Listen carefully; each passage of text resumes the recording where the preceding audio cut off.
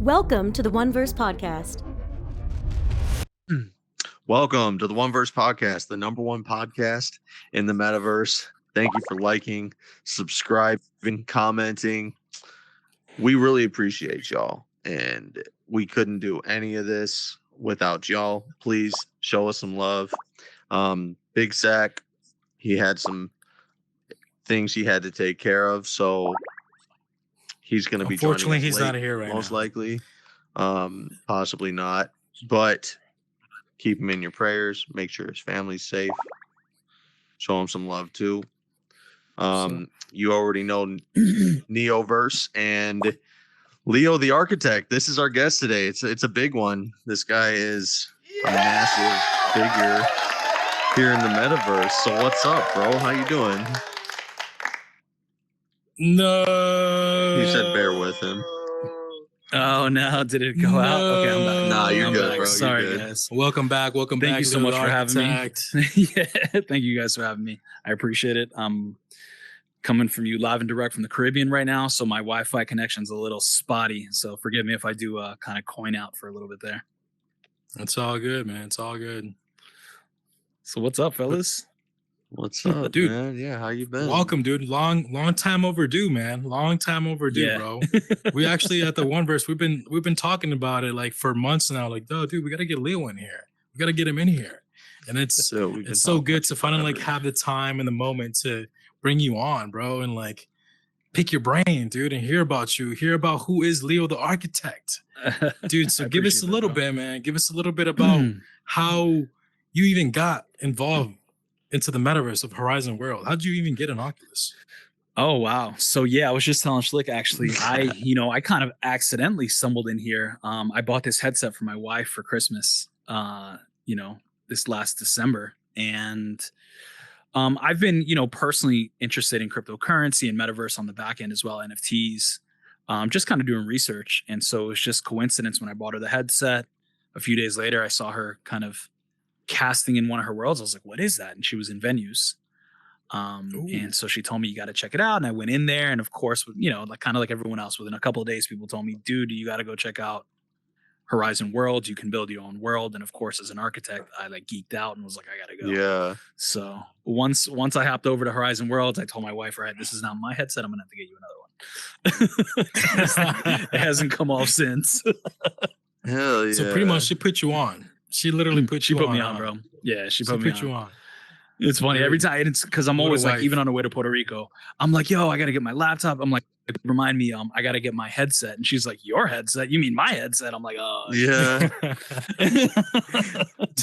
Were you instantly able to get in Horizon Worlds? Because Neo and I, we were in Horizon workrooms, like trying to hack the system to let us in Horizon World. We were going in developer mode, making a million applications. That shit was funny as hell, bro. Remember that, dude? Yeah. Well, it did work out, though. It did work out. We did get in here a little bit earlier before like open beta. Right. So, yeah. So it did work out. I mean, I didn't have any issues. I got in. It took, I think, 48 hours, and I was able to jump in. Oh, wow. And almost immediately, it was like at that time when I jumped in, for anyone that's listening now that's just jumping into the meta, they probably won't know it. But back then, there was Gutty's Comedy Club, and that was like the spot. It's like if you spawned into the meta, you were going to Gutty's. And so back then, that was where like my first kind of foray into meta's metaverse, right? And looking and going like, oh shit, there's like performances. And I met what is his name?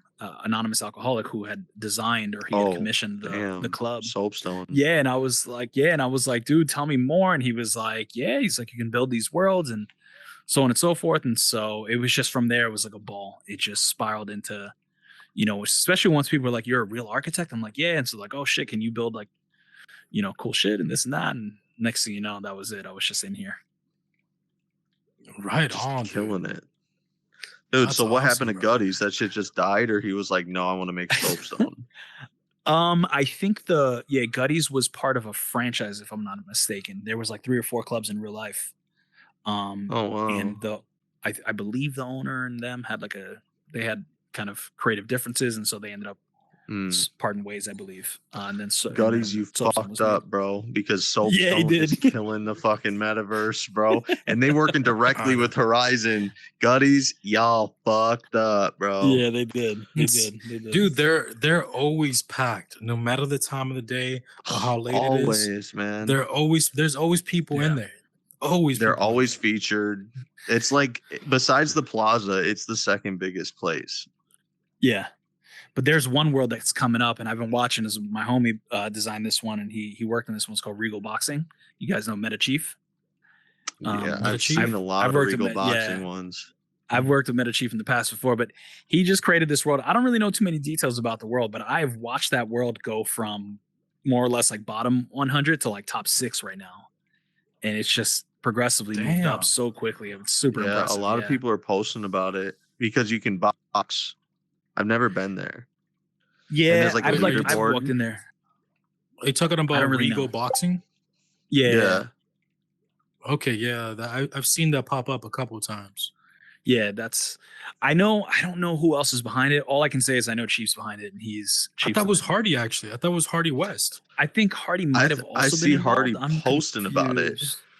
Yeah, and I've seen Hardy got his signage up too. So maybe it is Hardy's. I could be wrong, but it's under Chief's name. Nah, it's definitely Chief's because I've talked to Chief about it. So yeah, but Hardy might have been involved. You know how it is. We all collaborate here, so yeah. Everyone's got their hands in each other's. Bro. Yeah, shout out Hardy. Yeah, bro. Shout out to Hardy, bro. Hey, your posts, bro. They too dark for me. No one's hating on you, bro. We got nothing for love for Hardy. So make sure to remember that, Hardy. We got you, bro. Yeah, it's funny.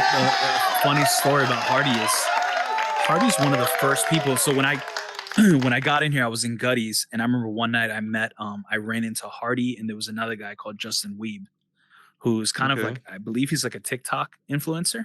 I don't really know. I'm not big on social media, guys.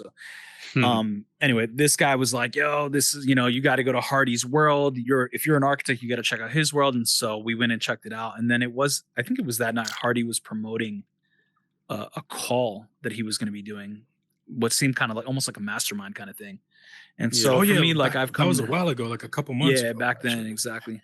I've come to a point in my career where I've tried my best to move out of being a traditional consultant, because of course as an architect we work for developers and clients all the time, but in the last 10 years or so, well, really the last 5 years, I started my own business, started a couple little ventures, and was learning a little bit more about how you pay to play, right, so to speak. If you want to get involved in the world, sometimes you pay a little, get involved, you're going to get some really great information. So Hardy, I was fortunate enough to get on one of his calls, and it was some good information. And I linked up with Hardy and a couple other people, and that was one of the first times that I learned about what was going on here on, like, let's call it the club scene and like that business side of things. Yeah. So that was interesting. So yeah, shout out Hardy. He's Hardy's. I know. Bro, he's doing so you bought thing one of his busy. masterminds. I was in his last one, I believe, and Did I you paid. Buy it? I did. I'm proud to say I did, man. It was. I mean, I walked away. I remember going like, I paid $99. It was the second call he did. Oh, $99 bucks. So how long? $99.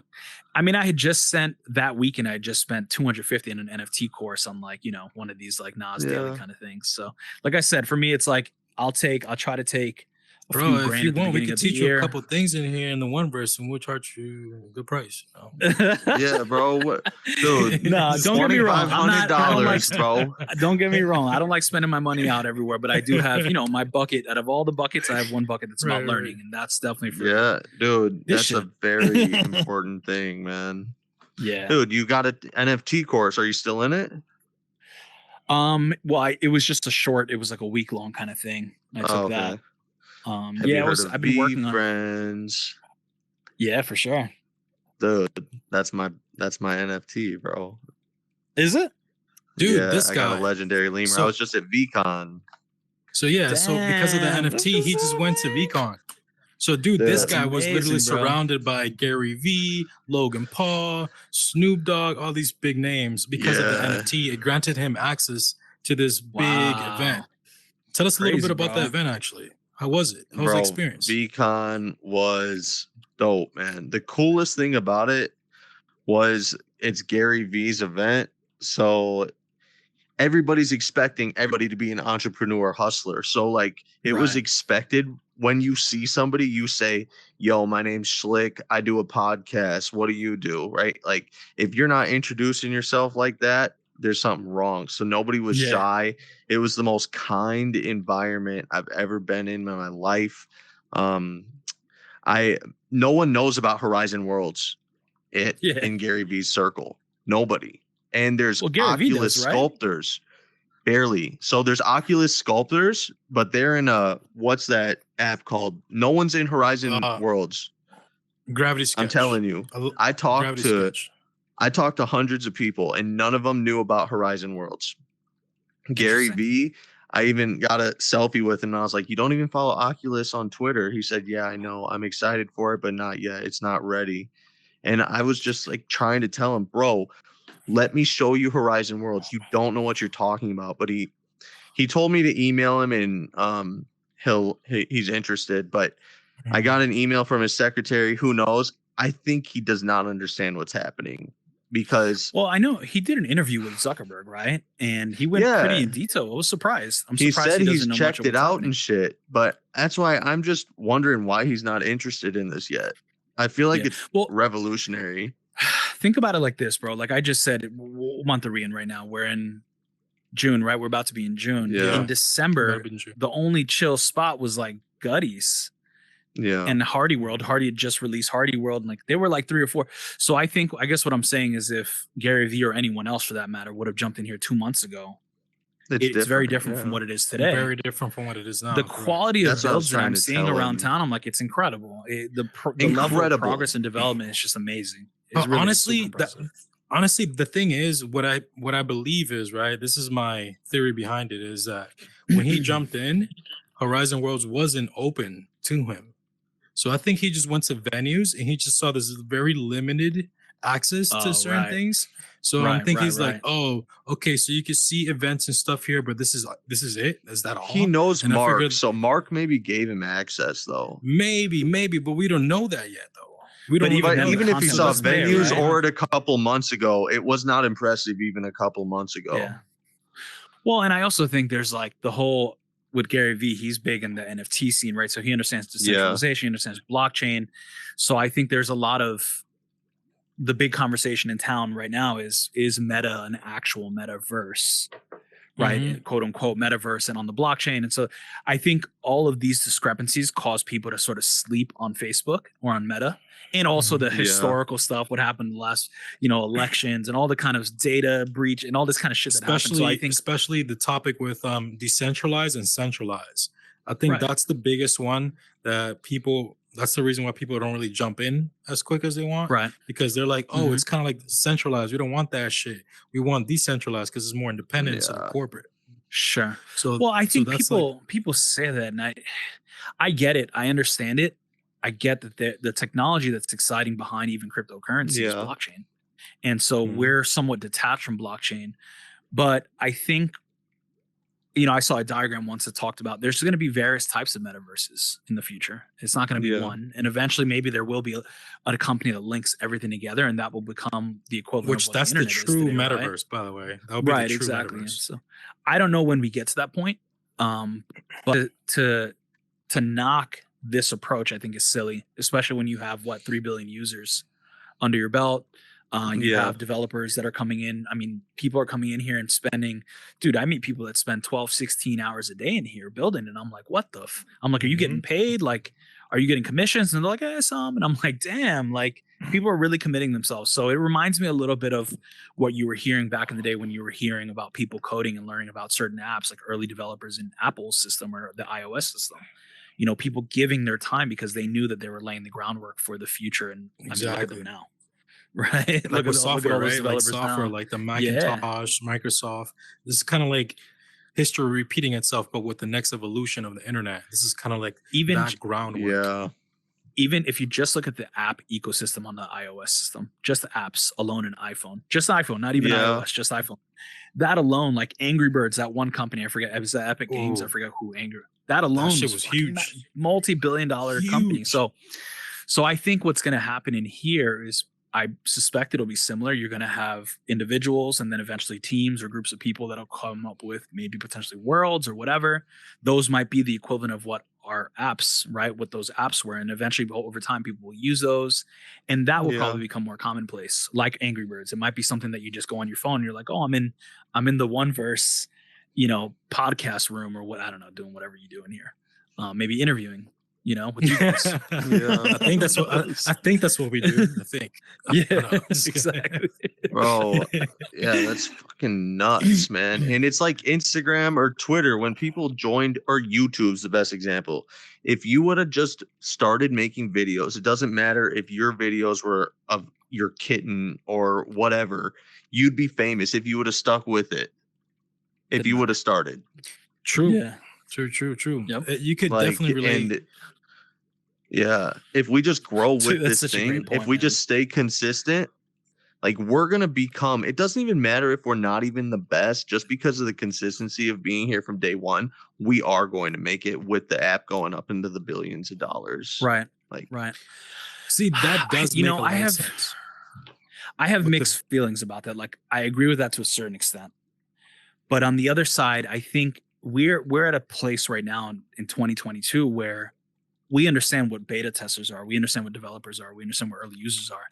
Back when YouTube first came out, there was a very small percentage of people that knew that. And so they were the ones that took advantage. Nowadays, I watch someone that's just like, they don't know anything about anything blockchain. And they're like metaverse, Horizon Worlds. And within 3 months, they're building like dope builds in here.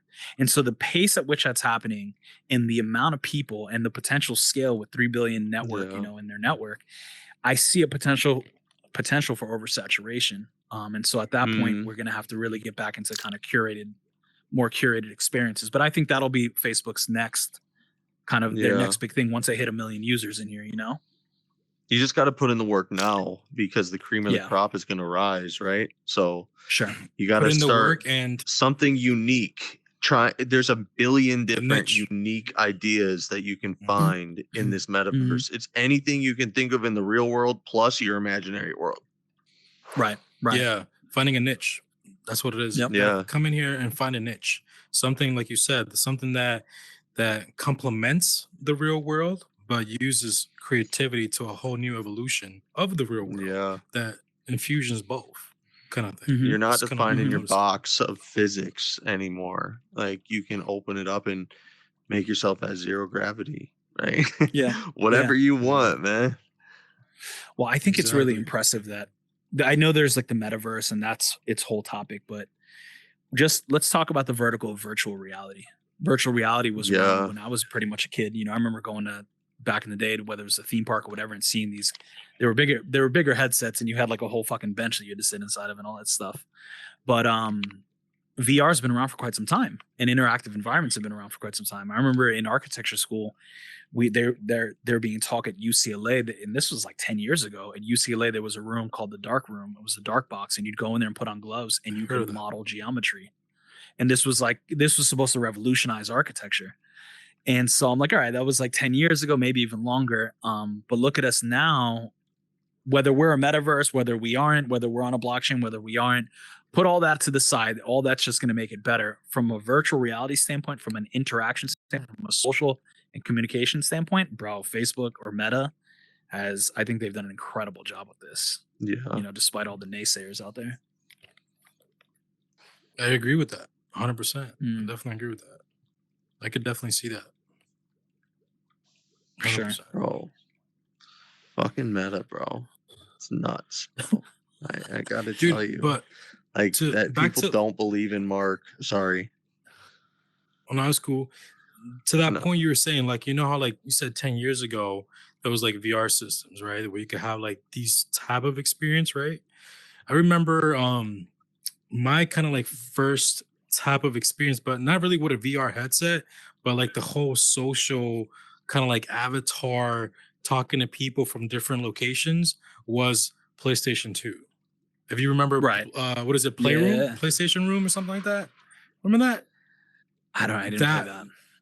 So it was like Playroom. It's kind of like almost The Sims, even before The Sims, but it was in the PlayStation 2. No, wait, sorry. There was a PlayStation 3, PlayStation 3. PlayStation 3, yeah. It's called It's called PlayStation Room, and that was I kind of remember like the Xbox a 360. metaverse. Yeah, I know. In the PlayStation 3, there was this thing called PlayStation Room, and that was kind of like Sims, to where everybody created an avatar. That's You cool. go in. There was like a headquarters, and you got your controller, but you're walking around, and the way that you communicated with people was through like typing in through text, a little chat box, but with your avatar. And I think you could actually use your little headset to like chat with people in there. That was kind of like my That's first cool. type of experience of like early version of like the metaverse without a VR Right. headset. Right. The It was first PlayStation metaverse think I that's had it. was Call of Duty, Modern Warfare 2, the chat rooms. You became a Metaverse. man when you played Call of Duty, Modern Warfare 2, and you were talking shit to those people, bro. You could say anything. That was the first experience of really like just meeting people through the system, right? Right. And that's kind of a metaverse in itself. You're just a bunch of soldiers trying to kill each other, right? But Well, like Gary Vee says, our phones, it's like being in the metaverse because we're so linked to our already phones are. nowadays, right? So it's kind of like we're pretty much living inside the internet. We're in the metaverse, just a different form of it, which it was our phones. I feel like that's kind of like what built us to this, honestly. Right. And Yeah, I mean, VR's there's been here still since this like the 80s too. Yeah, it's been here for a while. I just think there's this I don't know if it's a romanticization or what exactly it is with the question of the metaverse. Because when you talk about the real definition of a metaverse and you start realizing what it is, you realize, okay, we're not it here. Even just this weekend, I watched how on Instagram I saw maybe 2 or 3 worlds get shut down for violations, terms of service violations, and stuff like that. Even tonight, I was somewhere where they were. I guess Facebook had requested them change a world, and so that's the kind of thing that people are horrified of. Can you explain that more? Well, I don't know many details about what happened, but all I know is that these worlds were violating terms of service. When you sign up for Horizon Worlds, there's terms of service, just like any game, right? And so you right. What you have to say, there's not going to be no harassment, no drugs, things like that, all these kinds of stuff. And so, surely you guys have been. We've all floated around Horizon Worlds. We see plenty of worlds that are violating those terms, but up until now, it's been fine. If there's been no drugs, every world has blunts, bro. Yeah. Well, what about the Scarface world, right? I think eventually over time, these are gonna get phased out. And just by what I've seen over the weekend, just seeing how a couple of people posting like, what the hell, my world got shut down. I mean, can you imagine investing 50 hours of your time, 100 hours of your time? Yeah. I don't think that's energy, cool, the love getting shut down. That's not cool. But that's why the metaverse. That's why people from in the metaverse camp, the real metaverse camp, are like, hell no. That's why centralization is bad. Yeah. Exactly. But there's 2 sides. There's always 2 sides. For me, I'm all I can say is I'm excited about decentralization. I'm excited about blockchain. I'm excited for quote unquote metaverse. I'm excited for what Horizon Worlds is doing. I think there were 2 or 3 experiences that I have had in here, and all of those were very, I would say, kind of like emotional experiences. One was watching a live performer sing, and he was like a really great singer. But I just remember he stunned the entire room. Everyone was like stopped in their tracks listening to this guy sing. And I was like, it was, like the 4th dimension just happened, right? Yeah, we're all in 3D here. Suddenly like a whole new dimension. Yeah. When I hear Divine, exactly when I hear her sing as well. So you hear these you hear these beautiful voices. So that's one side, or you see like arguments happen, or you see, all I can say, what I'm saying is very real life shit happening. When you see real life stuff happening in here, that's when I'm like, oh shit, I could never see this happening in Decentraland in its current form. Yeah. Or like Roblox or like whatever. Like we got here we have I could see that. Yeah. I could see that. That's what I'm saying. So there's a certain level of realism that's happening here, and that is what I believe Gary Vee is missing. But that's because I think that was a byproduct of them putting together this environment. I don't know if they anticipated that happening. I got to be really honest, man. Because how do you, from a startup perspective, how do you design to account for culture coming in? We're such a diverse culture, so many different types of people. How do you account? Like, you just have to be able to create a platform where us, the creators, will come in and will sort of intertwine into those worlds. But this is where freedom comes in, right? The freedom to express yourself in any way possible. That's how everything was created, right? In the US, this is how we became number one. It's just like Twitter. As long as it's following the Constitution, it should be able to happen here in the metaverse. There should be people to be free to express their fucking perverted, weird shit that they want to make. If they want to make a world just full of dicks, let them do that shit, bro. Like, don't shut them down for being weird. Like, that's artists for you. You got to think about it from the perspective, though, of also from like, imagine we own this company, the three of us right here, right? It's like at the end of the day, how many lawsuits are going to come because of all those dicks on the wall? Like we just found out this weekend, someone got warnings like web some shit in here. Like, do you verify? Are you 18 plus? This is an explicit web. This is an explicit world. Do you agree to be in an explicit world? That's essentially what they need. Just you sign away any terms to like a waiver. Like yeah. Like you will not get offended. I think eventually they're going to have to do it. But do you guys on Facebook itself? Do you see pages that are like kind of let's call rated X pages? No, I don't think I've seen that on Facebook. No, I haven't. And Facebook's they really control their ads and all stuff. So I just don't see that happening here. It seems to me like maybe at a certain point they might put out like an adult version, adult only. Although this is the adults only version, right? This is it's 18 plus. That's why I don't get it. 18 plus. But like back to where we're saying, like it's important to like allow freedom, right? Allow freedom for everybody to express itself with creative imagination, ideas, everything, because that's what creates a platform. That's what creates a new generation, a new evolution of something where people get inspired because of this one thing and that other thing. People get inspired from that and they go on and they create the next evolution of whatever that is. And it keeps going. So that's how you keep on living and creating something that people love and they care about, because people, based on the free market or the just being creative and free to do things, it kind of promotes more. It promotes more imagination. It promotes more creativity. It promotes something that hasn't been created to be created. Yeah. And that's what human is about. Like being human, that's what you keep looking forward to. You wake up and you look forward to something the next day that's going to make you excited. Because why? It's something new. It's something different.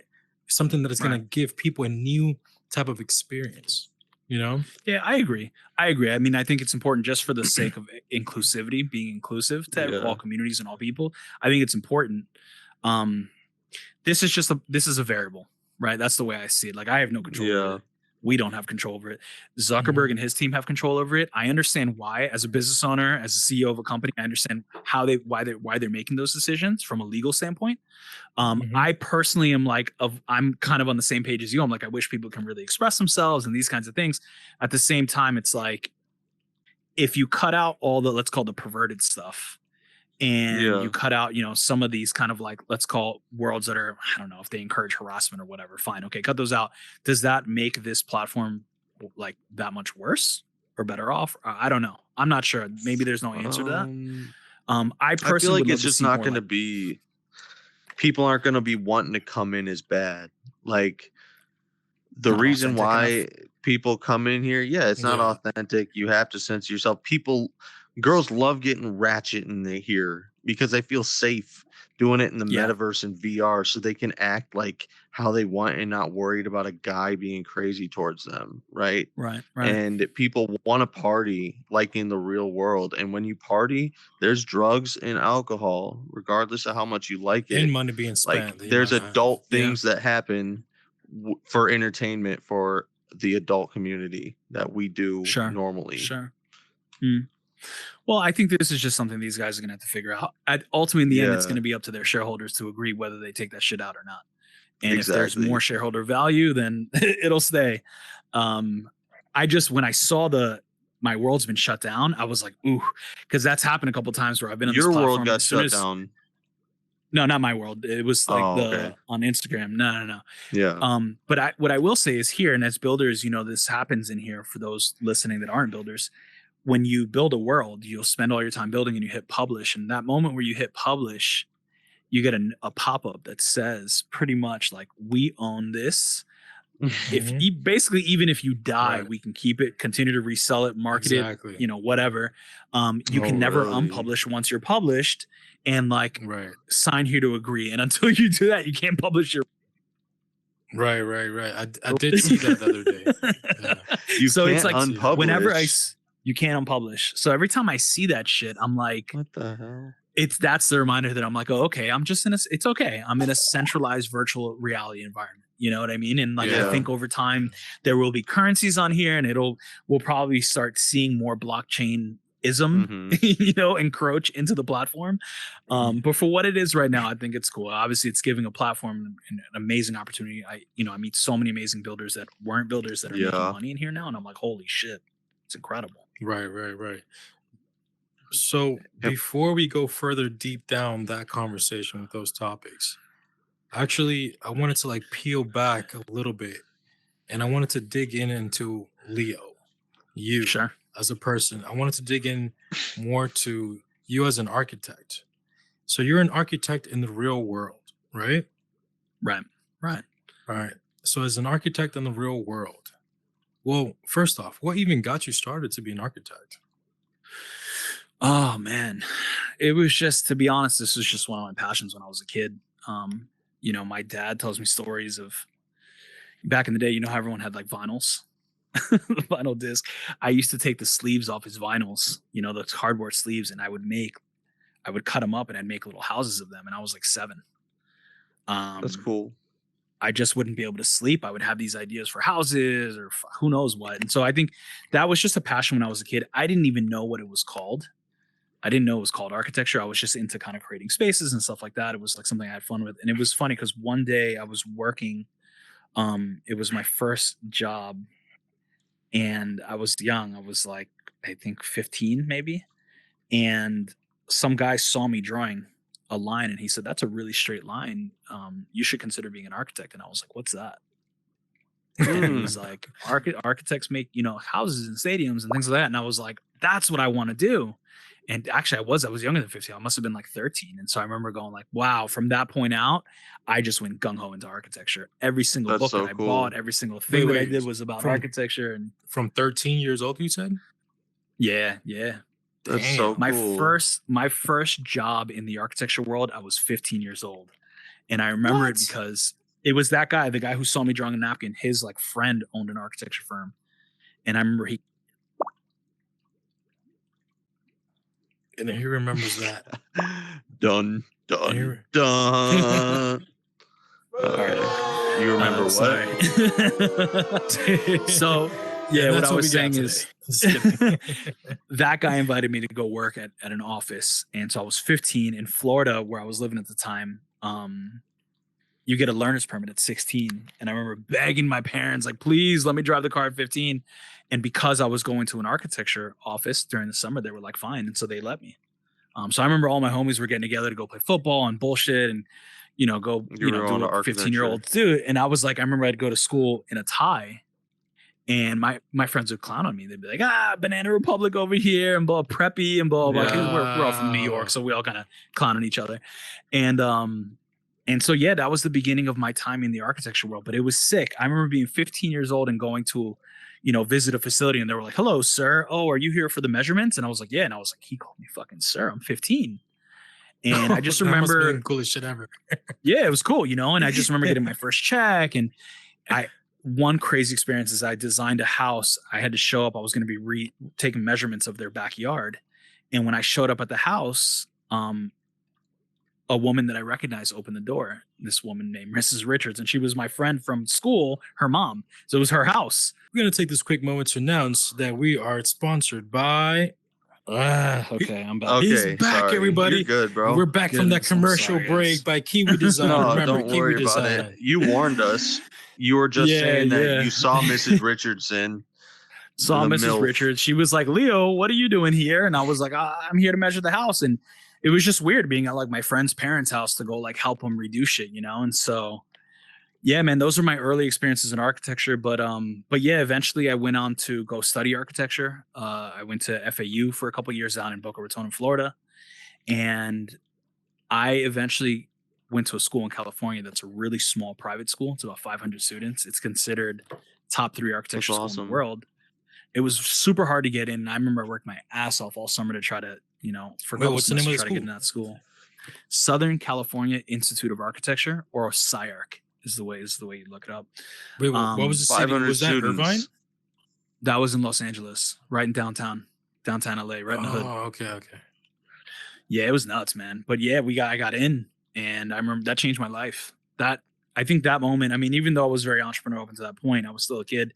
When I got accepted into SciArc, I showed up there and it was like fucking, you would see like Frank Gehry on critiques where, students were presented to people like Frank Gehry or Zaha Hadid or Shigeru Ban. These are all like world famous, like the best architects in the world. Like Frank Gehry designed Facebook's headquarters. You know what I mean? And so being around that caliber of architect changed me completely, because it was like, wow, I have to get very serious about this. You're with the big dogs now. Yeah, you're with the big dogs. And so very quickly we started, I had to just work my ass off in the world. And that brought me basically all over the world, man. It eventually was living in LA for a little bit, worked with Frank Gehry's office. I worked on a project in Sentosa in Singapore. I went on to work with a couple other cool architects and eventually landed a job out in China and moved out to Beijing. Was going to be out there for about a year or so and ended up being there for 7 years. So I'm just recently returning back from China in the last couple of years. Holy shit. I remember actually when we talked a couple of times in here in the studio, and you'll talk a little bit about like the whole, like, I lived in China. I did like architecture out there. I'm in Beijing. And like, what is that experience like out there? A complete different country, complete different culture, complete different style of design. Yeah. How was that? Dude, it was amazing. It was honestly, at the time I was living in Miami, Florida before I accepted that job. So in Miami, it was like, I don't know, it's just different. Miami's I was in Brickell, so it's like the fully developed version of Miami, right? Moving to China, where it's like freaking 4 times the amount of people that you see in the US. 1.3 like a billion, bunch more land, and it's an insane amount of people. Population. And you see Beijing, you see Shanghai, you see Shenzhen. These are all very developed cities, but then you go 20 minutes outside and it's not very developed. So for an architect, or really for even entrepreneurs, it's a bit like the way being in Beijing right now is a bit like being in New York in the 1920s. Like, so exciting. It's like, it's prime for the picking. And so when I arrived there, it was like, it was fucking amazing, man. Dude, I mean, and it's funny because here in the States, I was working, even though I was working on really cool projects, I had never had the opportunities that I had when I was in China. When I flew into China, I remember the first week I flew into China, they flew me out. It was weird. They were like, we have a meeting in the South. We need to fly you out there to go represent us. And I was like, well, that's already weird. That never happened in the US. I'm like, all right, cool. Fly me out. They fly me out. And when I get there, they were having a groundbreaking event for the building. And I'm like, where's the building? And they're like, well, that's why you're here. You're going to design it. And I was like, holy what? shit. And they're like, you have 3 months. And I was like, 3 months for the design? Where's my team? They're like, no, 3 months for the design and the construction. We need to be completed in 3 months. And so that was my first mission. I had to design 2 expo halls. Wait. For the design and the construction? Like the whole finished build? Like the actual build? Everything, bro. Everything. So obviously permits don't mean anything in China. Literally. It does when you're working especially in government buildings, towers, airports, things like that. It takes more time. But in this particular case, I was in an area where it was more of a rural part of China. And so, the person who handed me the shovel where I broke the ground was the mayor of that town. And so he was the one that signed off on these things.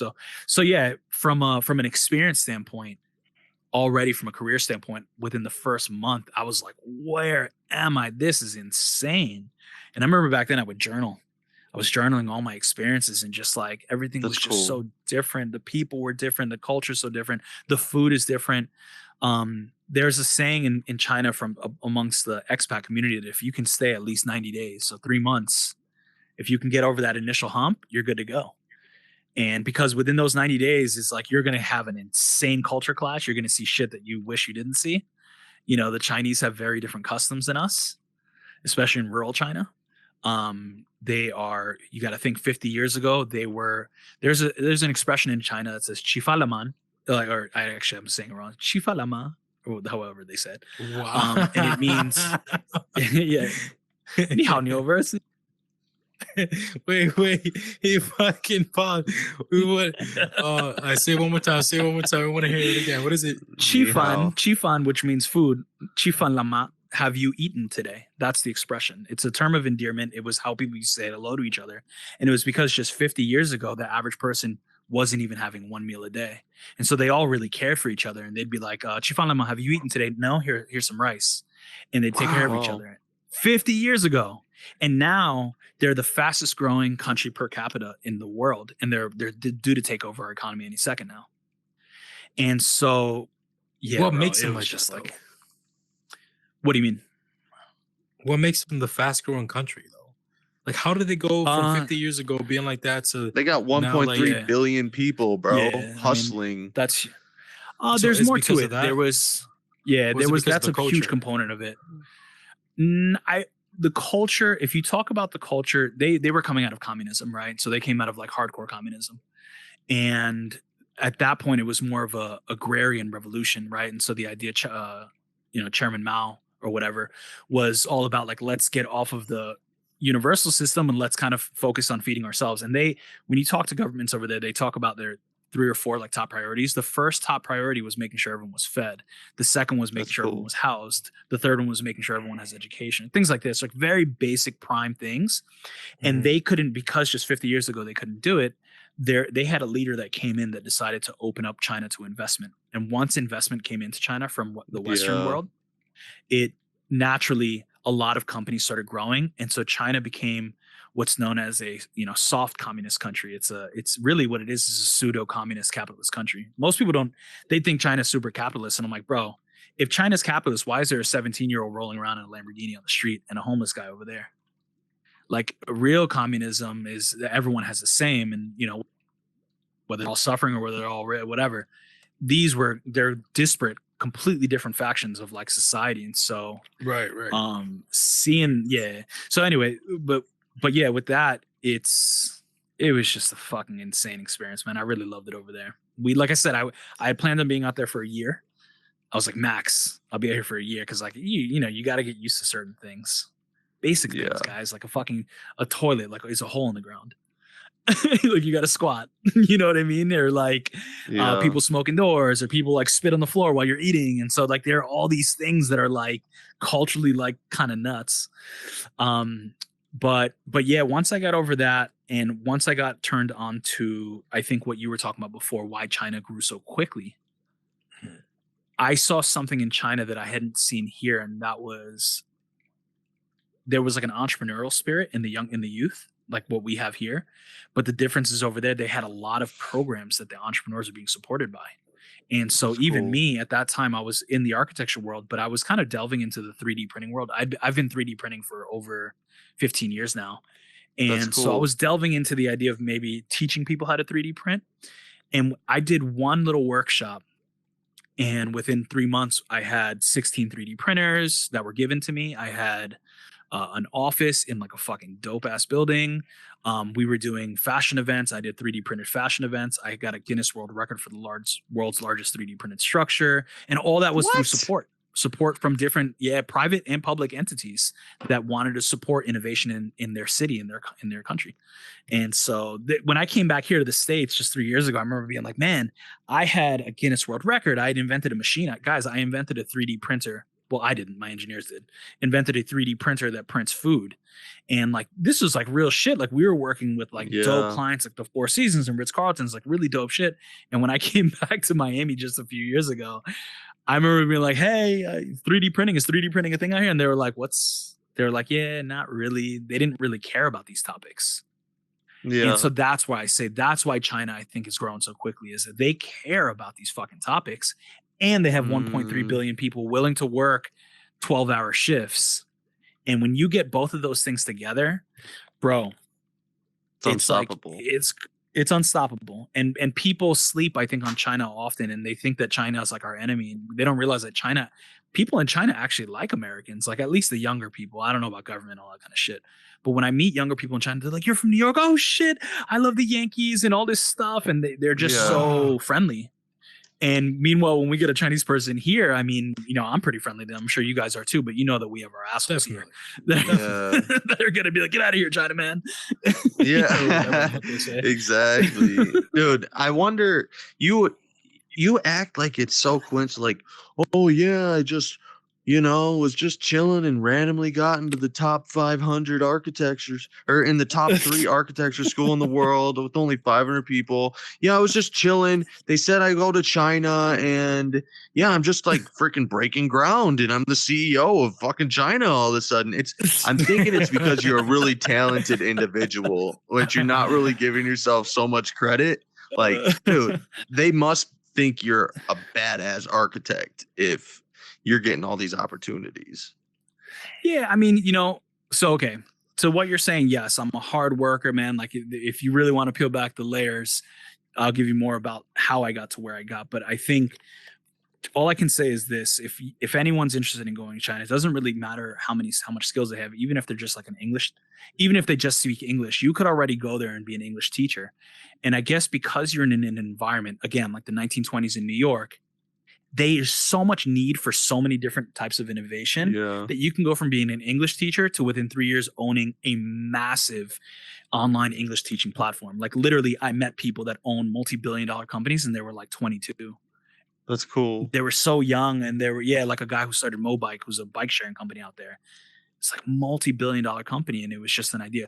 So yes, I've worked really hard, and I've got to the point where I've been able to succeed to a certain extent, but I guess what I can say is just being out in a country like that, and I think really any developing country, to be honest, Latin America, parts of Africa are the same right now, where, if you come in with some education and a specific skill set, you could really fucking crush it out there. Wow. It's not as competitive as the US. It's a different type of competition. It's not as collaborative, I will say that much. I couldn't collaborate with many entrepreneurs out there, but I collaborated with institutions, which was weird. Like out there, Lamborghini took the time to find our firm. What? Or like, our government agencies and stuff like that. And so here I get, like I said, here the thing about in America is like everyone's a fucking star. Think about Horizon Worlds. This is one thing that kind of annoys me is I hear so much overhype on Instagram. Everyone's like overhyping themselves and overhyping with their builds. And I'm like, bro, like a little humility goes a long way. Just chill out. It's like the 6 months we've been in here. Motherfucking Schilck, bro. I'm the coolest dude ever, bro. Come on, man. Better not try and humble me. Hell no. I'm the coolest. I'm the most famous guy in the metaverse, man. Oh man, I feel you. No, bro. all I'm saying. No, this everybody wants is to be like my special. soapbox here. That's what I'm saying. And so I think what I didn't realize until I went over there was my wife that actually mentioned. You know why the education system? She said the education system in the States is kind of shitty compared to the way it is in China. And I was like, why? And she said the difference is in America, we teach kids like, Timmy falls. We're like, it's okay, Timmy, get up. You could be the president. Believe in yourself. In China, it's like if Timmy falls off the horse, it's like, Timmy, get to the fucking back of the line. You're done. And you piece of shit, kind of, Jimmy. Kind of, but it's also like you're gonna get back on that horse even if it's 1,000,000 times until you learn how to do it really well. And so really what you end up realizing is that what America has that's really unique in the world is we have a lot of confidence here. Confidence. We do have a lot of confidence. We need confidence, but we don't need ego. We need to be comfortable in our abilities and willing to compete with the best. But then whether we win or lose, we got to be humble. Like, no, bro, I ain't shit, man. If I left Horizon Worlds tomorrow, y'all would forget about me in 2 hours, right? Like, nobody's anything. It's not what you did in the past, is what you're doing now. So yeah, get off the high horse and get good at your shit. And then to add to that, bro, the next big thing the next big part of that is greed. It's greed too. Well. Yeah. Greed is like the motherfucker of all motherfuckers. That's for sure. Greed is what takes something great and steers it to the wrong direction and then crashes it and then burns it and then shits on it. Yeah. Greed ruins everything fun. Like, oh, we had a fun thing going, and then somebody just wanted more than they could take. Like, dude, I was just watching Kung Fu Panda, bro. Kung Fu Panda 3. Good ass movie. And the turtle freaking dude, how did I Sensei fucking Mufasa or whatever? No, it's not Mufasa, but the turtle, him and this buffalo were like at war fighting, and then they found a bunch of pandas. The pandas were telling them about chi, and chi you can like heal things, and essentially it's like the elixir of life. And this dude, the ox, was like, bro, you can also steal chi and become powerful with their chi, right? And he started stealing everybody's chi, and then Po from Kung Fu Panda started beating his ass. But yeah, it was a really cool freaking movie. And I forgot why I started talking about chi. I got here, so I'm not sure how we got there. You led to that because I was talking about like greed. I don't know if you heard that. Did you hear about? Oh yeah, right, greedy. Yeah, the dude, he was Yeah. getting greedy. He wanted all the chi to himself, and he didn't want others to have chi. So he started freaking stealing people's chi, and then Po, they found some pandas, and Po and the pandas freaking got their chi connected, and they joined forces, and the dude got messed up, man. Well, yeah, the thing with better greed, than greed. Greed's everywhere, right? Even over there. And so I think, I would meet young people that owned 3 or 4 apartments that were empty just because they were trying to compile. And so you have, again, can you blame them? 50 years ago, their grandparents didn't even have a fucking rice per day. They're nothing stopping them right now. They're not going to allow like some sanction from us to be like, I can only own 1 car.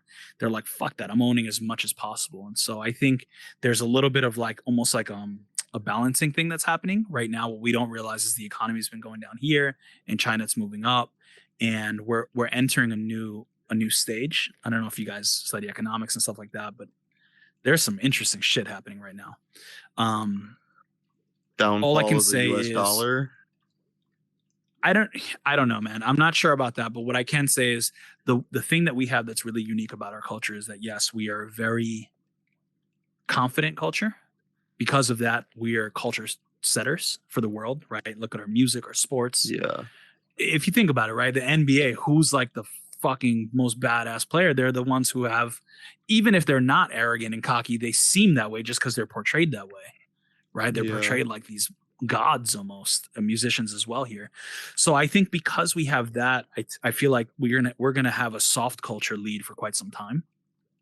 Right, because there's a mental capacity that has to change from a whole generation in China, but economically speaking, we can't compete with them. They're just, at this point, it's going to be really difficult for us to compete with them. And so I think, well, I don't know. I don't want to go too deep into politics and shit, but yeah, China was sick. It was. He's dope. about to say really Trump. Trump's gonna save the world. Yeah. My whole thing is I want to see fucking. He was just I want about to to see say that shit, bro. Yeah, it was crazy when I was there when Trump got elected, and I remember people coming out to him and being like, "So you guys can elect your leaders?" Because in China they can't. They're like, "You guys can elect your leaders, and you selected that guy." And I was like, "Yeah, this is America, right? Like that's the beauty of America is like it's kind of a free for all in some ways." So you can have a which is celebrity beautiful. It's a great thing. Yeah, it's a great thing. I mean, it's just where you go from. That's where you go from rags to riches. Yeah, which is it's beautiful thing. This whole topic has been one that I've been watching closely for quite some time. The question on like at what point a country gets rich, and you can't deny the fact that countries all over the world, the moment that they started bringing in types of capitalist systems in them, they were able to flourish and grow. But you also can't 100%. deny that in our system we have some social, what do you call we're on a social decline to a certain extent. Right. We have all different kinds of things that are going on here. Whether it's topics of racism, all those other kind of things that are happening, it's just fucking crazy. But that's the thing though, right? With anything that you introduce, like it don't matter. With anything you introduce, there's a yin and yang to anything. Even if you just do it with the kindness of your heart and with the purity of just good, it has a yang to it. It has a defect. You know why it has a defect? Because as humans, I don't give a damn where the fuck you're from or where any part. We're not that smart. We only know 1% of the universe. So imagine if we only understand 1% of the universe, how are we going to think that what decision that we make is going to be the best and the most perfect? When in reality, there's always going to be a yang to it. There's going to be like a negative side to it. There's going to be a bad part to it. Even when you don't have those intentions. It's because we don't have that greater understanding. Physics, bro. with every it's just action there is a positive and negative or equal and opposite reaction. And that's something that as a human we should all accept, is that we're not perfect.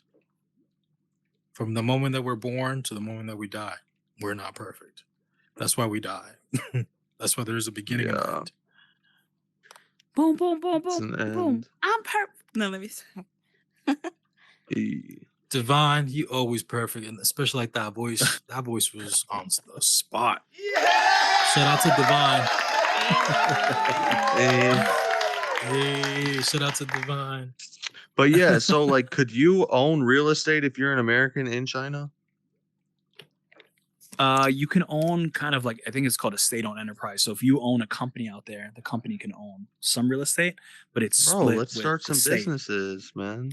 Hell no. In China. It's funny because even though I love China and everything's great, it's like you get to that time, when you get to that time in a place where you're like, all right, now's the next thing. For us, at that time, for my girlfriend and I, we were yearning for America. We wanted clean streets. We wanted we wanted our beautiful lifestyle here, which is what we have here. We wanted freedom. That was also another thing that out there, it's like, I don't know. There was really no violence that we saw there, but you could also see there was a general sense of like people pretty fucking scared of the cops. Yeah. It's just different. You didn't fuck around and get stupid.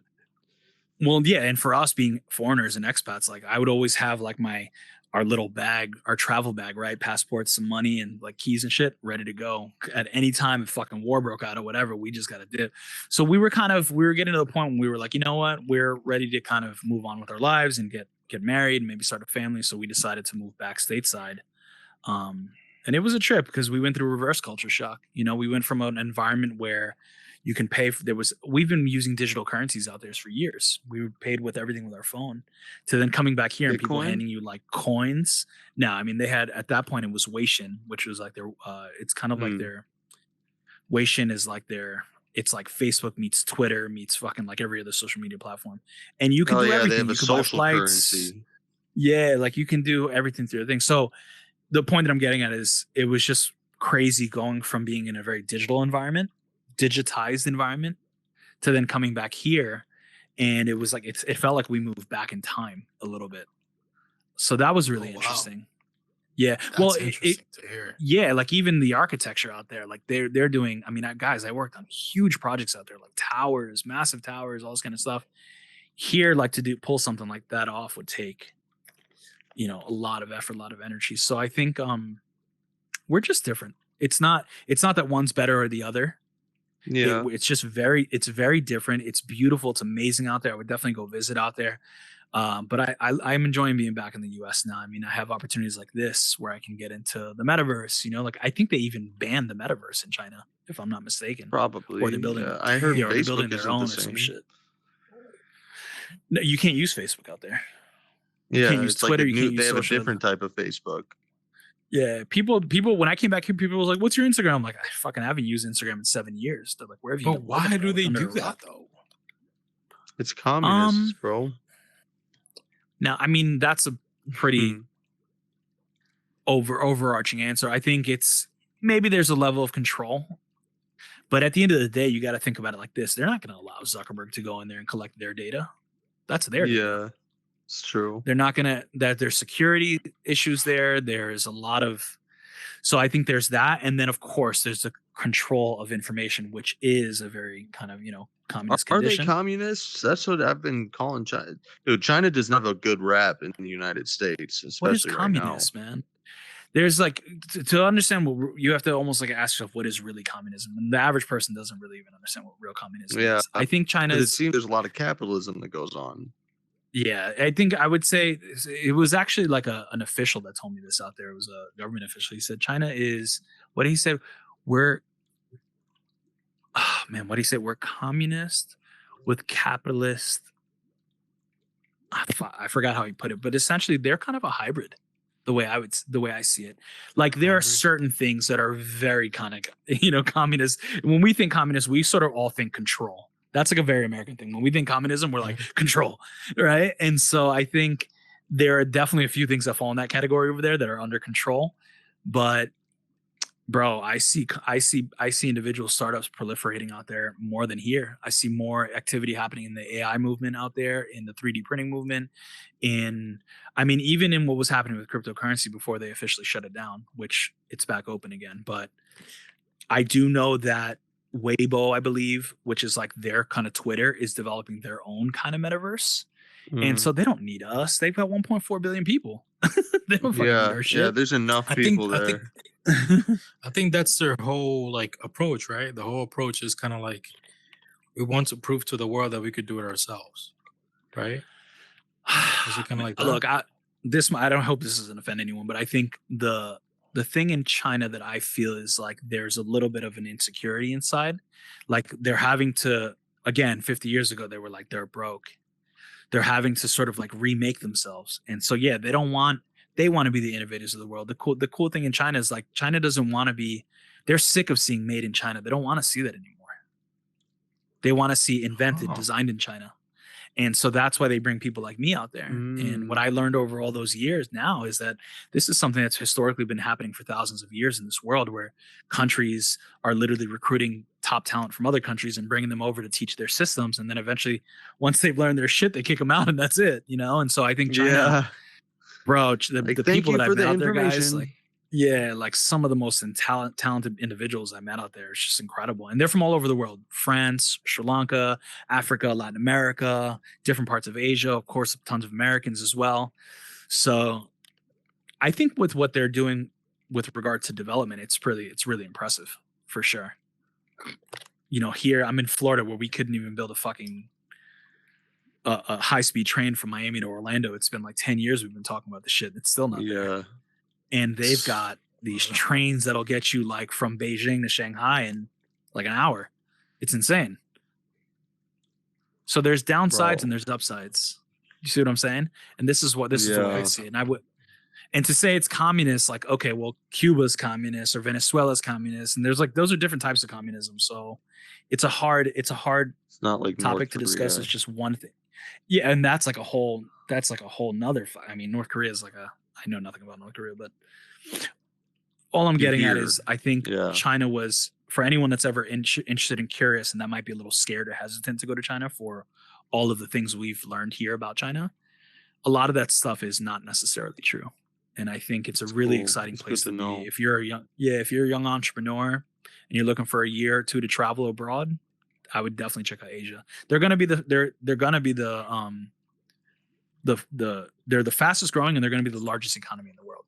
So when that happens, all that really means is that a lot of those companies will very likely start buying out our companies. And so little by little, we're just going to start seeing more China coming. How do we overtake that as the US? How do we kind of like, instead of dimming our lights, how do we bring up the lights for the US?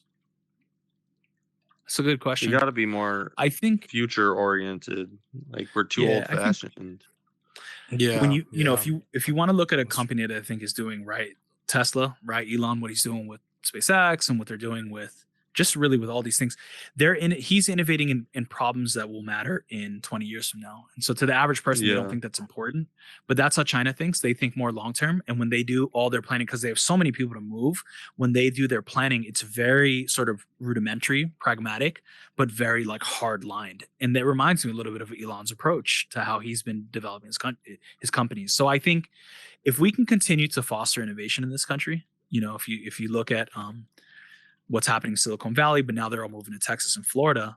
If that type of culture continues to proliferate, if we continue to see, sort of your garage startups, I think we'll always be able to be in front innovation wise. But I think economically speaking, I don't know if we will be able to get out in front of them because there's just so much of them, right? It's like moving it's like trying to slow down a much bigger and heavier train. The only things that we can really do out there, which might potentially cause some sort of harm, is things like war and stuff like that. But even that, I'm sure, would prop up their economy because war props up all economies. Yeah, that's true. So I'm not sure what we can do, but what I can say is what we need to be doing, and I don't know if this will put us in first place, but it'll keep us a close second, is we need to continue to really invest in things like just contemporary technology, right? Yeah. And whatever that means. Manufacturing, yes, definitely 3D printing, additive manufacturing is a very important part, but AI, I think it's insane to me that as a country, we're not really looking at digital currencies. Like the Fed is kind of just talking about it now. Meanwhile, they were talking about that shit out there for years now, and it was cool because they had private companies doing it, and so but they were partially state owned, so they were giving them a lot of room for development. And so because of that, you watched a generation of people move, dude. From when I moved out there to the time that I left, I remember I moved out there and I had paper money in my hands. To the time I left, we didn't have any paper; it was all on our phones. And so I watched it happen in 5 years. So I think for us, what takes us 10 years takes them like 5 years, and because of that, as long as we're really fresh on our innovation, they'll continue to need us. But I think we have to really do a better job at befriending China. Interesting. So what I'm getting out of that, we're really mean to those fuckers. So pretty much what I'm getting out of it, it's like when they get an idea, they jump on it faster, and when they jump on it faster, they have a faster execution, because instead of like fighting against each other and holding each other back, they kind of just team up and execute it and get to that point. Compared to here, in a way, it's like you come up with an idea, you get criticized, and you get pulled, and you get tugged. Not even criticized. You know, it's like permits and waiting and shit. I feel like just to build a house, it takes over a year. You can build a tower in 3 months. That's nuts. Right. Well, not a tower. This was an expo that was like 2 stories. But I think there's 2 sides of what you just said, right? There's on one side out there, what I've learned is that they're not really big on like new ideas. I've watched this happen all the time where you'll say like, why don't let's start a startup, we can do this idea. And they're like, no, just copy that company and we'll just keep going. So you get this copycat culture that you hear about often, right? And they understand that themselves. They're the masters of fucking reverse engineering, bro. They are the masters of that shit. And so what's smart about it is what they're doing is what investors do. They go, we only invest in low risk investment, high reward. So if YouTube's already done it, TikTok's the next thing. We're just going to go video. We're going to make it a little bit shorter and that's it. TikTok's now the fucking biggest growing platform in the world, right? Yeah. What they don't do is say, how do we come up with brand new, fresh ideas like just how a YouTube came about or like a PayPal, or at least they haven't historically done that. And the reason they haven't historically done that, and I've learned this really interesting, was over there. Back in the day, and China's 4,000 plus years old, right? Back in the day when an inventor, like a farmer, invented something, if you invented it, you were like the joy of your what is it called? Your kind of village. But at the end of the day, the emperor owned that invention. And so for you, it was your civil duty and you were happy to go give your invention to the emperor. And the emperor made all the money from the proliferation of that invention. In the US, we were very different. Early on when we started as a union here, we took intellectual property more, we were more severe about IP than any other country in the world. Yeah. And you saw the consequence of that in just 100 years. The American government, that's the one thing that we do super well, is we protect our entrepreneurs, or we protect our IP, we protect our, those laws. And I think in China, it's a bit more like they call it kind of like, just go with it. We'll just try things out. And so because of that, it's just sometimes it'd be a bit of a shit show over there. So like, yeah, you might have 6,000 people on a construction site, but it's 6,000 people on a construction site, right? Like here, we're moving to a state where we have 3D printers, manned by 2 guys printing a house. And so that's what I mean. We need to be in front of that innovation because they're going to need that. Mm-hmm. I actually remember in like 4th, 5th grade, they were like, what do you want to be when you grow up? And I actually put down architect. And bro, you want to tell everybody was telling me, bro, you don't want to be an architect. You want to be an engineer. Don't be an architect. Architects don't get paid well. And I don't know why I listened, man, because architects still to this day, so they weren't lying. They don't get paid well. It's a tough industry, man. It's one of those industries that's like a bit like fashion. It's like you have to be the creme de la creme to make a lot of money. Or you're a regular architect that does okay, or you're with the rest of starving architects out there. So engineers are like doctors or like lawyers that you almost have, like once you get out of engineering school, you almost have a guaranteed spot and a good salary, 6-figure salary. It's good to go. Architects, like the better the architect I want to go work for, the shittier my pay is going to be, because I have to, I want to go work with the star architect. So I have to be like, 10 years working my ass off until they finally say, hey, you're going to, be promoted. But engineering is different. But it's funny that you say that, because I meet so many people here that tell me that, man. They're like, dude, I wanted to be an architect. And I'm like, well, now's your shot. I thought it was so cool, bro. I thought that was like a really badass job. And then, I kind of got like discouraged from it by adults. Do it. You can still like do it's it, the man. culture. There's I've already got my Cook, path now. He was 60. Yeah. Design some shit. So that brings me into this. How does architecture in the real world inspire you here in the metaverse? Right. Yeah, that's a good question, man. Well, first off, it's very different. It's so different because, right, like just on a basic level, you don't have like physics. There's no like gravity and right. There's no like pulling permits. There's no like, oh, I need this contractor. Or, fuck this. I couldn't get my supplier in. Like none of that shit happens. And so suddenly you can just fucking do anything. But I think the big difference in here is that we have the ability to really reimagine what space is. And I think architects in real life have historically always tried to do that, but using the materials that they had at their disposal. And so you saw a huge shift in architects in the 50s, in 1950s and beyond, because the advent of steel. Once steel came in, you saw towers. And so like suddenly as an industry, we're very influenced by our materiality, by the physical things, the atoms that define our industry. Here, like it's in many ways, it's a free for all. You can literally build anything, or anyone could build anything. And so for me, it's been both interesting and a little bit of a challenge, to be honest. Interesting in that, like, of course, I could design whatever I want. So I'm like, wow, now what do I want to design? A challenge in that I'm like, man, just because you're an architect doesn't mean necessarily that you're good in VR, right? Like VR environments have a very unique, specific formula. And what I see in here, and we see it all the time, the worlds that do great are the ones that are like games. Like we talked about Regal Boxing, right? Like a boxing interactive kind of thing. An architect might be able to design the arena, but there's so much more to these successful environments and worlds that are just the built environment. And so I think that's one of the constraints in VR, or at least in meta, that's a little difficult, because like in a way you have to, in here, if you want to be successful, you got to be a good builder, you got to be a good marketer, you got to be a good fucking at sales, you got to be good at taxes, you got to be good kind of at everything. In architecture world, it's like you really just only have to be good at building the building and designing that building really well.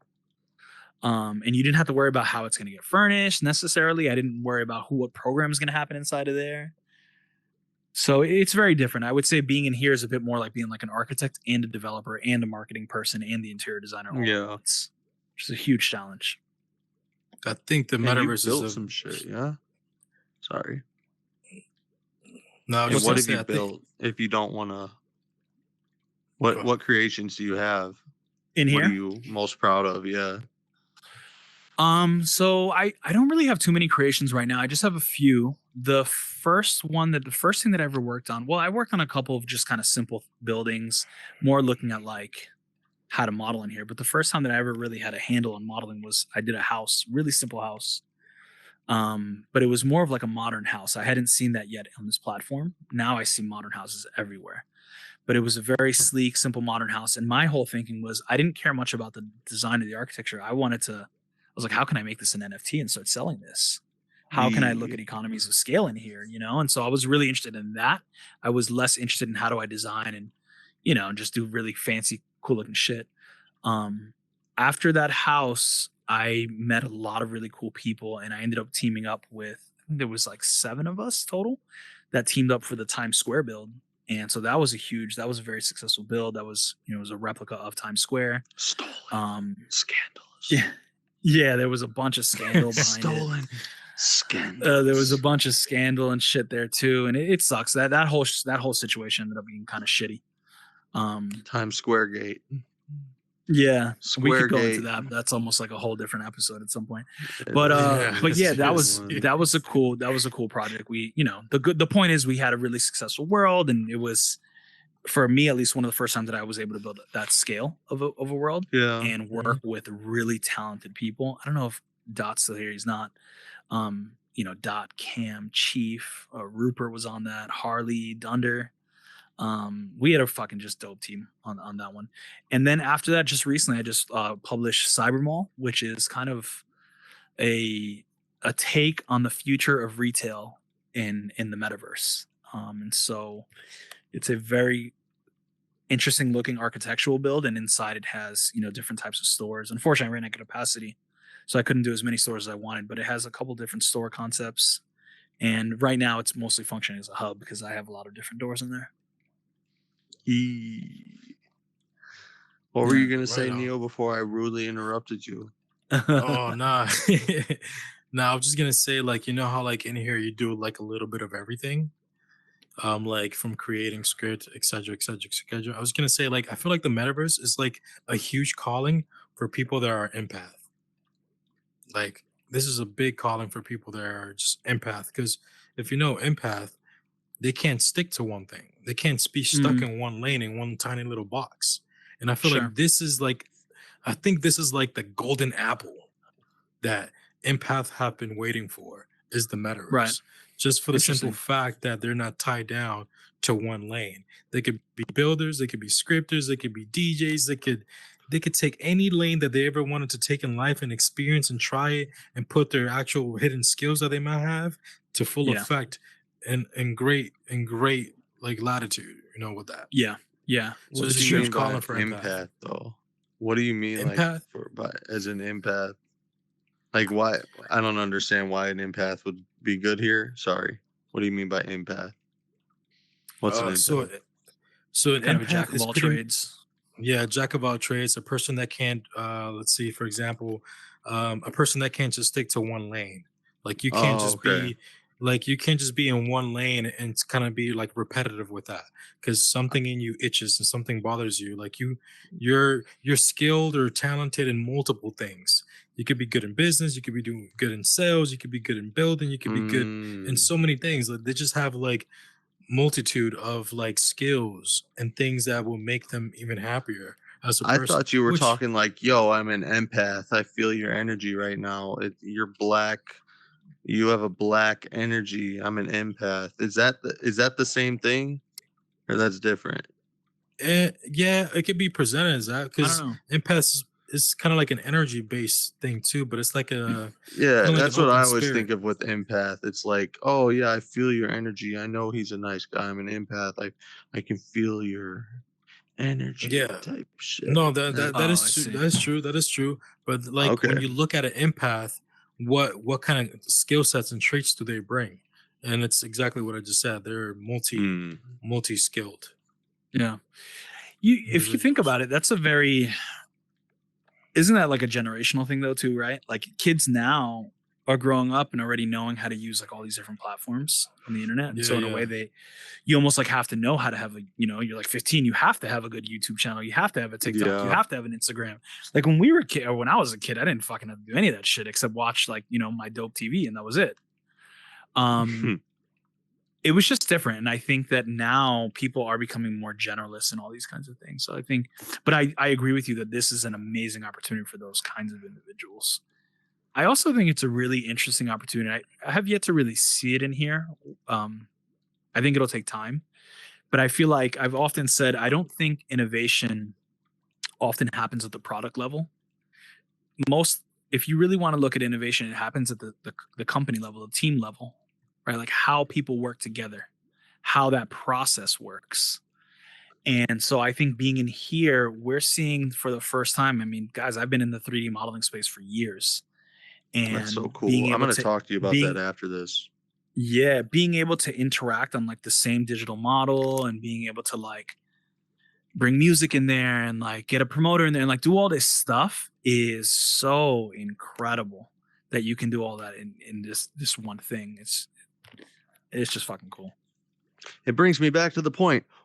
If you need an event hosted, 1Verse will host it. Yeah. Be sure to get your event hosted by the 1Verse podcast, the #1 podcast in the metaverse. You need a building designed, have Leo the architect design it. But yeah, bro, I've actually want to get some CAD software and 3D print some shit. And I want to do like everything, like keychains and all that. So you could definitely tell me. The thing that I want to know is like the advice on the printer, the software, and all that shit. So I'm gonna have to definitely hit you up. Yeah, for sure. The thing that I often tell people, because some people, like, you have the people that are interested in 3D printing from the application standpoint, like they just want to print their own kind of stuff, you know, like a little cap for their microphone or whatever. Or the other side of people that are like, I want to have like a printing business where I have like 20 printers and I print keychains all day long and shit like that. I did a little bit of both. And it's a really interesting business to be in, I gotta say. If you have like your good niche in there, it's a really and it's fast growing, I think, too, right? It's an untapped market to an extent, or is it? I think yeah, I wouldn't say it's fast growing because I think people are still trying to figure out how to like why 3D printing matters. Yeah. When you look at a lot of technologies, these technologies take years, right? And printing's been around for quite some time, but the pace, really what happened, the innovation that really happened in 3D printing was that we went from being able to have a 3D printed piece that costs $400 to now having a machine that costs $400 that makes parts for $5. And so that rate of expansion is huge for the industry. I just don't like we need to be teaching this shit in schools here, man. Like I taught this shit to thousands of people out there. I don't know why we're not teaching it here because frankly, it's a bit like a vertical, like the metaverse. There's so many industries that it can affect. There's so many things that you can do. Yeah. I mean, we printed structures, you know, and so I definitely see a little tie up there between. For me personally, I'm very interested in the tie up between metaverse and 3D printing, and how those two might eventually mean something. But that'll come in time, I'm sure. All right, guys, we're gonna take a freaking break real quick, if you don't mind. I'm gonna refill my drink. Now is when the party's about to get started. We're about to have some questions to ask you. We're gonna play a fun little game, and we're gonna freaking go, guys. And I'll be fast as fuck, boy, bro. Yeah, man. The thing is, I've been pretty open talking to people about what you can do with 3D printing in here. It's one of the niches that I really want to focus on in here. Cause like everyone's like, oh, you're an architect. But like, I realize like everyone's a fucking architect in here, you know? And it's not a specific enough niche. It's not niche enough. So like, okay, I can do architecture and people are going to like it. And eventually you'll start to see there is value in hiring an architect for projects. People will eventually see that shit over time. But yeah, man, I want to get deeper into additive manufacturing. That experience that I had with the mask sale, it changed my view on business. Fuck. Yeah, man. It's really how's the face mask doing now? I know it's selling. Sales dropped a lot ever since the CDC lifted the requirements. Yeah, you were loving COVID. COVID was making you rich. COVID taught me about business. I had it was my fourth official venture that I was the CEO of, you know, and up until that point, I couldn't scale organizations. I was just building consultancies that could only scale past my time that I would spend. The mask was the first product that I actually scale. And I realized like, wow, you could actually leverage e-commerce and you can really leverage scalability. And so when we did a Kickstarter, I remember one day, dude, we got one publication. It was like sales were coming in. They were kind of like whatever, but there was just one publication that went out. This one fucking particular publication that went out on a design blog. And when that publication went out, within 5 hours, I remember we had already made 60,000 just in that day. Oh. And I was like, what the fuck? And you didn't invest in printers, right? So you just created the file, you designed it. No, you didn't have to buy the printers, or you have the printers? No, the mask. So the only time 3D printing was used for the mask was in the prototyping phase. We produced a real, like, just like the Oculus. As a matter of fact, the people who did the Oculus head strap did our head strap. Oh, nice. I remember so you went to a manufacturer. We went to manufacturers. We had like 20 something molds. It's a really, I mean, it's a tech out mask. It's a big mask. It's not small. Remember, it has 2 fans inside of it, and it pulls in air and it pushes them through HEPA filters, which filter out 99.97% of bacteria. Is it a black one? Yeah, you can change the skin. So it's black, white, pink, gray, or we have a galaxy print. That's kind of like a space theme. Bro, I think I've seen those actually. You might have. We Most were like, we were likely. all over the. We won. I mean, this Yeah. is a fucking. I'm surprised we didn't talk about it in here, but we won actually the Biden administration award. We were awarded one of the top 10 mask designs out of 5,000 mask entries in the U.S. Top 10. Wow. And yeah, we were super Wow, dude. jazzed with that one. We won a little bit of money on that one, but I was really hoping to get government contracts, and then COVID kind of subsided at that point. Mhm. So now I'm debating, you're going to get really, since you have some NFT experience, maybe that's where we can exchange NFT for 3D printing stuff, because I want to bring Atmo Blue. So one of the things I about can the help mask you with design, that for sure. yeah, the mask has skins that you can they're plates that you can change out. So when we did the design, I had my designers do maybe like 50 different options, and those all just sat on our hard drive. I remember the first time I learned about NFTs, I was like, dude, my entire Atmo Blue collection is a fucking series of NFTs. Yeah. And I realized, wait a minute, if my customers theoretically are crowdfunding this next round of customization, now I can actually get my customers on the feedback loop in terms of what designs they like and don't like. And now the customers themselves could become the designers. And I was like, again, my brain, a few months later, I met Meta. So I'm still there. I just haven't minted, I haven't tokenized the photos yet. But they're there, they're ready. I just, the file's there, my company's there. It's all legit. We were about to raise funding, and I decided not to raise funding because I wanted to focus on maybe potentially looking at NFTs and seeing how that might starting help. an NFT with it is the best way to raise funding, because you get people. NFTs, first off, it's the hype. You learn from following the hype, bro. NFT is still the fucking hype. Crypto, ETH is really cheap. I don't know how you believe in crypto. Right. What's your opinion on crypto? I'm pretty heavily invested. I mean, my portfolio is crap right now, but I'm pretty heavily invested in crypto. So yeah, ETH and Bitcoin? Mostly ETH. Oh, okay, good. So you wouldn't I hold mind getting Bitcoin paid too, in though, ETH. of course.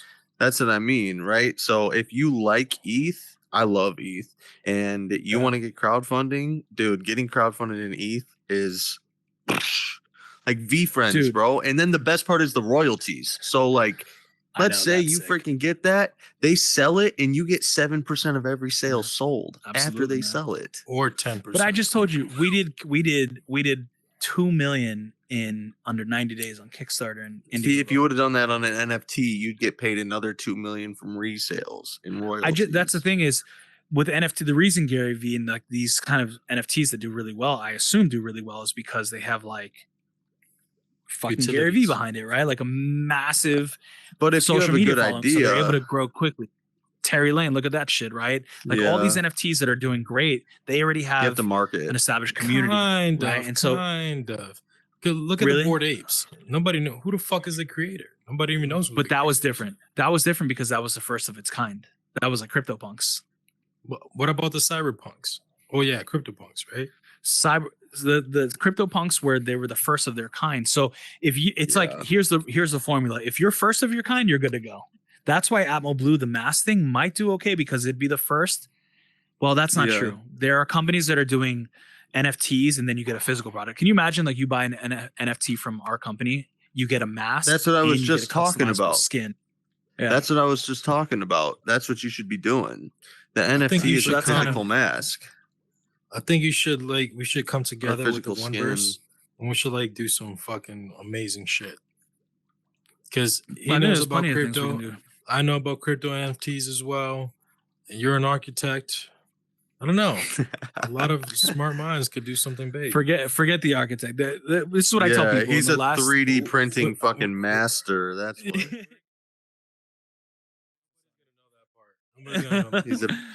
He's a business owner. Exactly. Quick interesting thing though. Quick interesting thing though.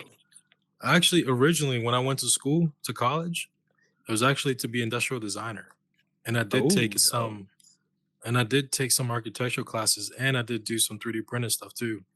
Nice. 100%. I actually had to use a lot of people have skills. Interface with it, right? Yeah, for sure, bro. I actually had to use those skills. Have you ever heard of that project Hyperloop that Elon crowd kind of funded? Well, I actually participated in that shit.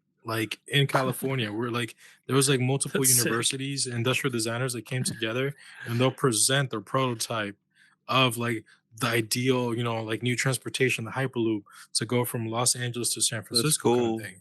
And I actually participated in that, and and I still kind of like have my version of it. I kind of like I used clay to modeled it with clay, but then I went into SolidWorks, and in SolidWorks I kind of created a 3D render, and then by that 3D render I printed it out on a 3D printer, and I had like the physical presentation with Sketch, the fucking clay model and the whole 3D model as well.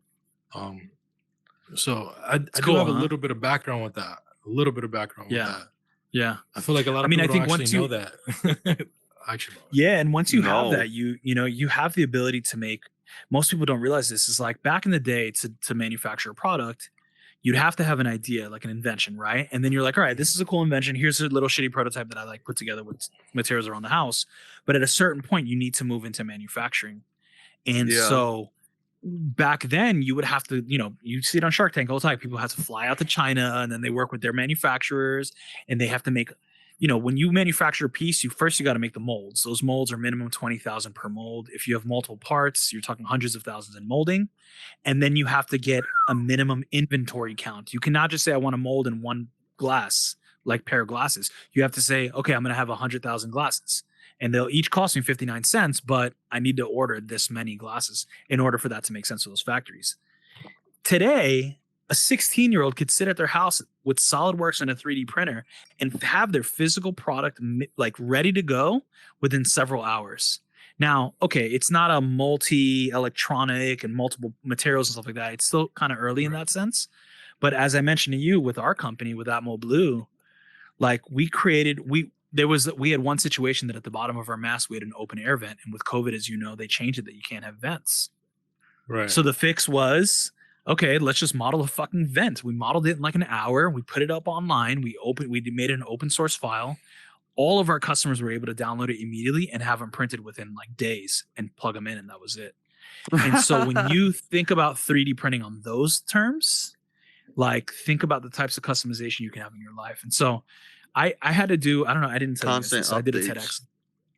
I did a TEDx when I was in Beijing, and the thing that I'd often talk to people about was the future of where 3D printing was going. And the thing that I think would get most people excited is I would say, dude, like today, when you want a pair of shoes, you get your Nikes from the mall, or you go to the Nike store, whatever.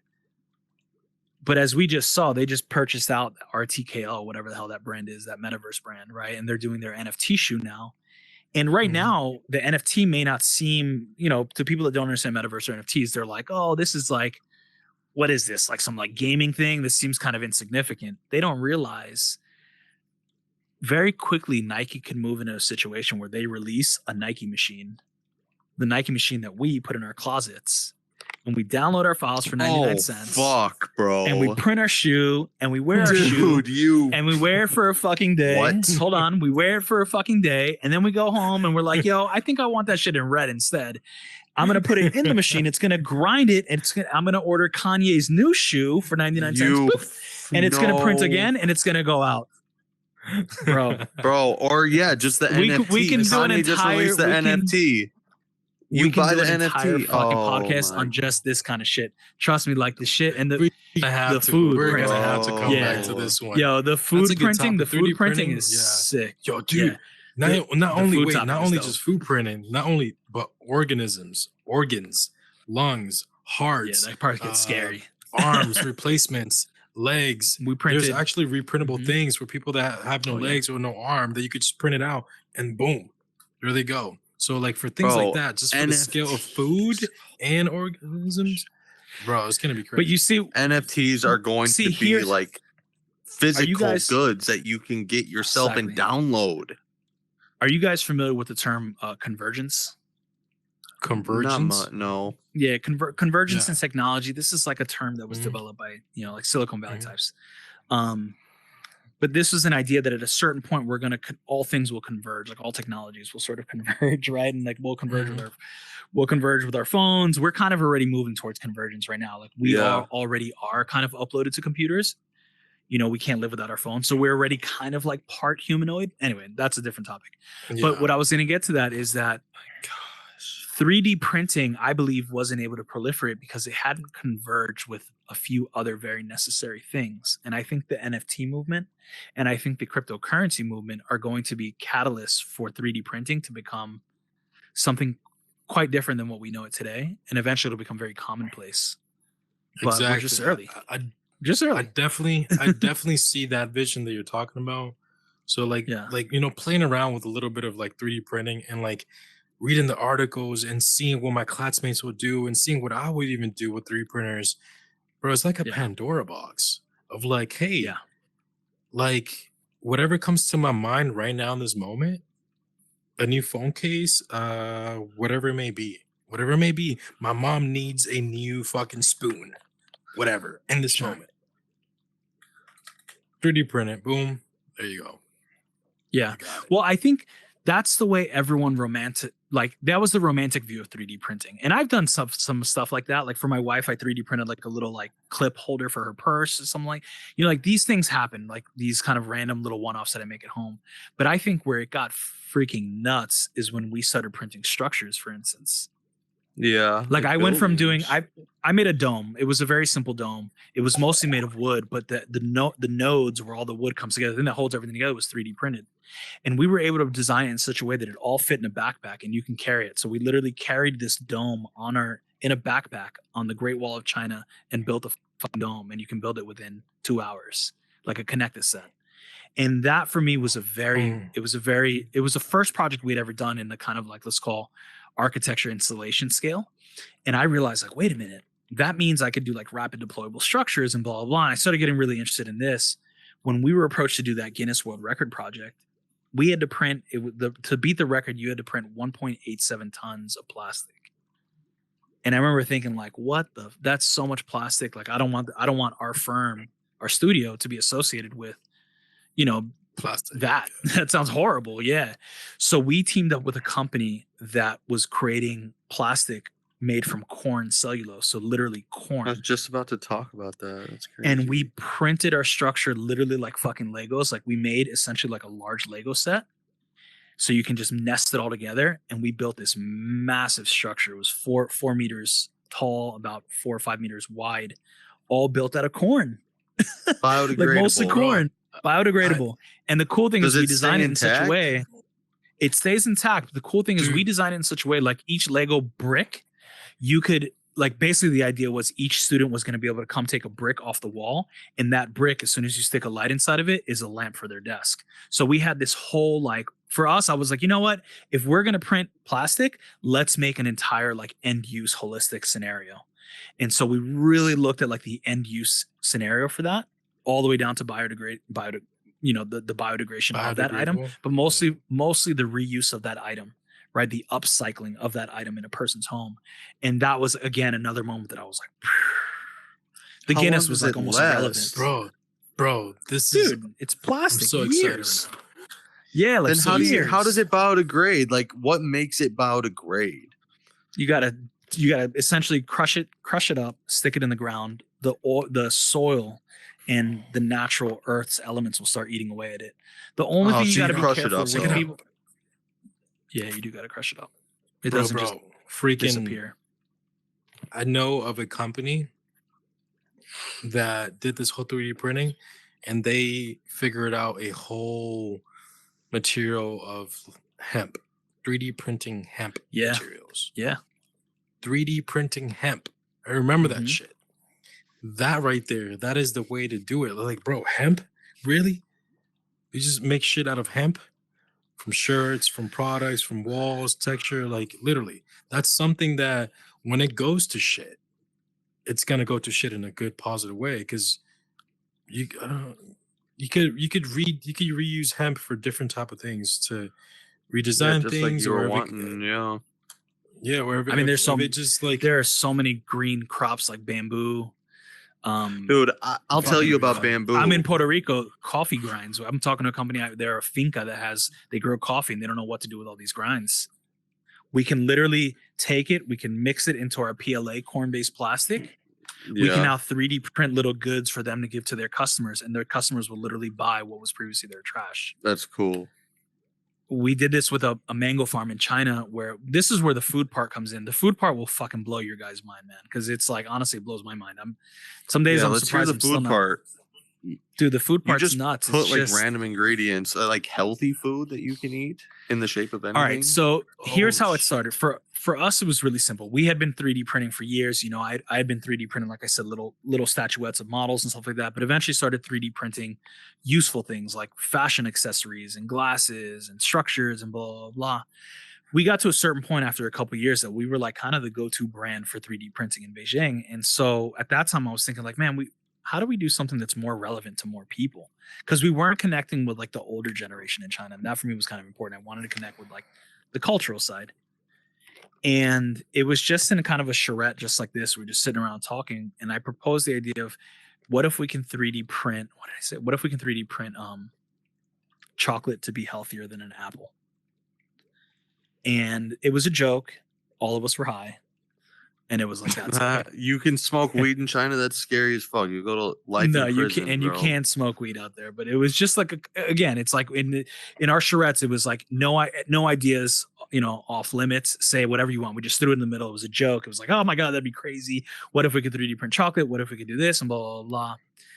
2 weeks later, I think it was, we started hacking one of our machines, and about 2 weeks after that, so 4 weeks after total, we were printing chocolate. And pretty much all it is you know, have you guys seen in pastry shops where they have like a piper, like a piping bag? You know, they usually do decoration on cakes and stuff like that. Yeah, so bag think about that that cut concept. The little thing off the corner. Exactly. So think about that concept. You just have a paste. You gotta go. If you just have a paste, and you could literally squeeze it out of this thing, but up until that point, it's attached to a human's hand. So all you're really doing is replacing the human with a robot. That's what 3D printing food is. We're able to print any kind of paste. And so because of that, we could print, I mean, we did a few different fucking things, but the thing that I want to tell you guys that I think was really cool is there were two areas where we got really interested in, and one was the nutritional aspect of it. And so we were trying to raise funding for a company. The name of the company or the machine was going to be called Joy. And that machine was literally meant to be a printer for our homes or our kitchens. And essentially you could print, I could select from my phone a set of preset snacks. I could input bio information like my weight, if I want to lose weight, things like that in advance. And now the machine can just automatically print me snacks throughout the day, because snacking is one of the worst parts for our health. We don't know how to snack as humans. So the point was it would print snacks. But then the cool part is, and the reason we're calling it Joy, is we were trying to bring wellness back into people's homes. So we were focusing exclusively on people who suffered with very severe pains like arthritis and stuff like this. And we started talking to cannabis companies about doing edibles that were 3D printed. And this is where it gets really cool. So we never really got to do it. We were able to print one off, but we never really got to actually build a company, at least not yet. It's something that might come up in the future. But the idea was, imagine if you could have a machine where I could, again, if I have, you know, a certain disease or something like this, I don't want to be in the combustion part of cannabis. I just want to be in the edible part. And so I could just say print on my machine and it'll just print me out a little cookie and I could just eat it and I'm good to go. The cool you just part have to about have that the is, bag of mush to put in the machine. well, we were able to move beyond mush. We were able to now move into things like powders, and we could move into a few different materials where we could start mixing them. The cool thing is for us, when we first hacked our machine, we did a real simple show in China, in Beijing. We invited, I think it was like 20 people, and we had a bunch of media show up. It was like news channels, because we did a whole thing on 3D printed food. And what we didn't realize is how many people were going to be interested from the food and beverage side of things, like, you know, F&B, retail, right? Restaurants. Yeah. And so what we did is, at that time we had a really simple hacked machine. It was literally like we had parts taped together on that machine that we hacked the code, and there was a bunch of shit we had to do. But eventually what we were able to do was we were able to get that machine into the Four Seasons to go collaborate with a chef who was a Michelin star chef. And that chef taught us about food, because we're like engineers. We didn't know anything about food. We didn't even know how to melt chocolate, you know, and this guy was able to talk about like, here, you mix this with that and blah, blah, blah. And so with that chef, we did a few private shows. We did private dining, like where we'd have like very important people, 10 to 12 people. And we do like a full 3D printing event showing them, and they would be eating. We did like 3D printed foie gras, and we did just all kinds of different types of delicious food, like really delicious fucking gastronomical, you know, gastronomy essentially. So yeah, the food part is like, it has a lot of significance in also the military and the medical space. But the part that I'm really interested in is the part that's like the consumer facing. So I'm just trying to understand. You get this powder and you dump this powder in this machine. So everything's the same material and you just do it a different shape?